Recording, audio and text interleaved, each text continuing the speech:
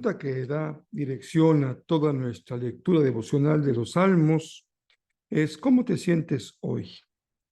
Pregunta que tratamos de responder en la serie Un bálsamo para el alma.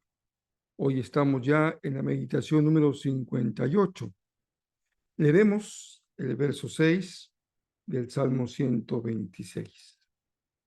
Como siempre, me da gusto compartir contigo la palabra de nuestro Dios. Yo soy el pastor Rafael Pola y leeremos también, como es usual, la Nueva Traducción Viviente.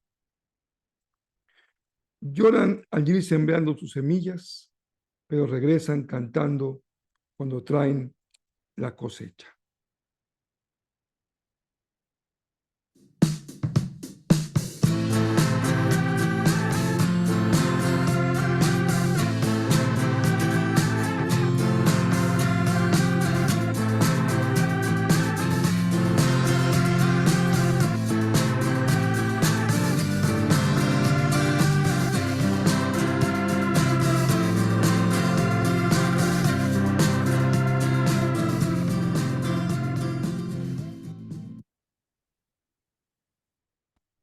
Llegamos al final del Salmo 126. Les he llamado estos salmos, y no solamente lo hago yo, sino muchos otros especialistas en la literatura bíblica, son verdaderas joyas del Salterio, solamente por su tema, por su expresividad, por su profundidad, también sin duda por la belleza de la composición poética. Estamos hoy en el último verso. Permítanme leerles también en la traducción del lenguaje actual, solamente que en esta traducción el verso 5 y el 6 están unidos. Las lágrimas que derramamos cuando sembramos la semilla se volverán cantos de alegría cuando cosechemos el trigo. Hay una diferencia adicional en la traducción del verso 6. En una se utiliza la tercera persona del plural y en la otra la primera persona del plural. Cuando el salmista habla de nosotros, da cuenta de su propia experiencia. Así lo dice la traducción del lenguaje actual. Cuando habla de ellos, en la traducción viviente, se coloca en la posición del observador. Y una cosa es observar y otra cosa es participar. ¿Y qué decir si se trata de ser testigo o ser objeto del gozo de la cosecha? No es indoloro el trabajo de sembrar. En la medida en la que aumenta su dificultad, también en esa misma medida aumenta la alegría de la cosecha. El sentido de todo el texto del Salmo es obvio para un lector acostumbrado a la agricultura. Él sabe, por su propia experiencia, el trabajo que implica sembrar y la satisfacción de cosechar. Para el lector de hoy, la relación se da con más claridad entre el trabajo y sus resultados, entre el dolor y el disfrute, el esfuerzo y la satisfacción. El salmista ha vivido en medio de una sociedad en la que el sembrador sale muy temprano y regresa tarde a reposar. Pasa el día bajo las inclemencias del tiempo, el agotador esfuerzo físico, el hambre y la sed. La tierra, el aire, el agua, el sol hacen su parte en las dificultades propias de sembrar. Al final, se tendrá que cuidar lo cosechado para que no se dañe. Y vendrá sin duda una gran satisfacción cuando se puedan contemplar los resultados obtenidos. Comprender el sentido de este último verso requiere poner atención a todo el Salmo. No hay forma de entender la Biblia si no consideramos el texto completo que estemos estudiando. El Salmo es un cántico de acción de gracias por el regreso de Israel de su cautividad a Jerusalén. El verso final es entonces como el broche de oro, una reflexión que apunta a la enseñanza.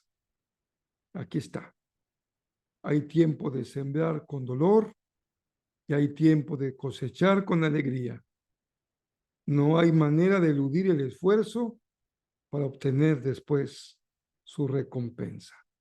Hoy quisiera invitarlos a que pensemos en el sentido de adoración de este salmo, escribiendo nuestro propio salmo con palabras más cercanas a nuestra experiencia. Te invito a que hagas tu propia versión, recogiendo lo que tu vida te permite expresarle al Señor. Podemos decir algo así como cuando el Señor nos rescató de una vida de opresión y esclavitud, parecía un sueño. No cabíamos de gozo y alegría y todos se admiraban del cambio maravilloso que Dios había hecho en nosotros.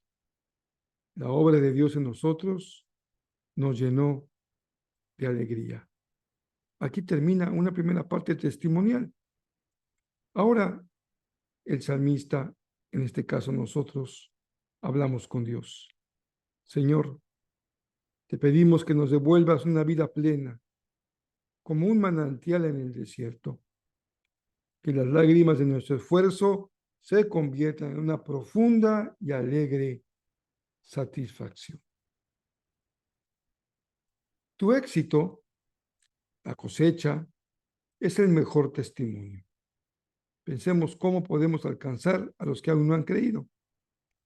El Salmo 126 señala que los pueblos vecinos se admiraron por las maravillas que Dios estaba haciendo en Israel. No había nada que Israel pudiera hacer para regresar a su ciudad, a su país, a su tierra. No estaba en su mano. Era una epopeya que les rebasaba con muchísimo. El regreso, por lo tanto, dependió de la intervención de Dios. Por ello, fue un testimonio poderoso. No es menor el que tu esfuerzo personal muestre el carácter que Dios ha estado fraguando en ti para dedicarte día a día en tu cosecha y terminar una temporada, un ciclo, una jornada con resultados. La cultura del trabajo esforzado ha sido a lo largo de la historia un poderoso testimonio del pueblo de Dios. La cultura de la alegría al cosechar también lo es. Que las cosas te salgan bien no solo es importante para ti y los tuyos, es aún más importante el que los resultados sean un poderoso testimonio del poder de Dios. La persona bienaventurada, dice el Salmo 1, tiene un alto estándar ético, tiene una vida espiritual profunda y sus resultados dan testimonio de su corrección en todo lo que emprende. Por ello, al pensar hoy en nuestra dimensión interna del Salmo, aprendemos que hay que mantener un sano equilibrio entre la fe en Dios, que hace cosas extraordinarias en la vida, y la cultura del esfuerzo y la salud del corazón. Fe y trabajo y una vida emocional saludable son los componentes de la plenitud en Dios. Aquí hay toda una agenda que atender día a día.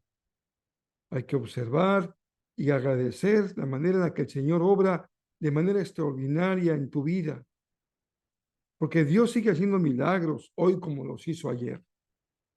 Y grandes milagros son los que hacen que pueda salir de una condición de opresión, de esclavitud y sufrimiento a una vida restaurada, libre y plena en Jesús. Este cambio transformacional de fondo no depende de ti, es obra y gracia de Dios, el Dios Todopoderoso, por medio del sacrificio de Jesús en la cruz del Calvario. El Señor nos llama a salir de la opresión. A ti te toca gestionar tu salida, ponerte de pie, creer en su palabra, permitir que el Espíritu te guíe y que la palabra alumbre tus pisadas. Lo que no te puedes permitir es quedarte paralizado por el miedo, por la falta de fe o por la inseguridad. No puedes darles el gusto a tus adversarios de mantenerte con el pie en tu cuello. Hoy es día de regreso, de liberación, de plenitud de vida, que es lo que Jesús nos ofrece. Finalmente llegamos al verso 6, en el que podemos permanecer memorizándolo, muy similar al verso 5. Lloran al ir sembrando sus semillas, pero regresan cantando cuando traen la cosecha. Hoy nos quedamos con un pensamiento de Nelson Mandela. Dice lo siguiente: ser libre no solo es romper tus cadenas, sino vivir respetando y mejorando la libertad de los demás. Claro que es una frase que nos mueve a pensar.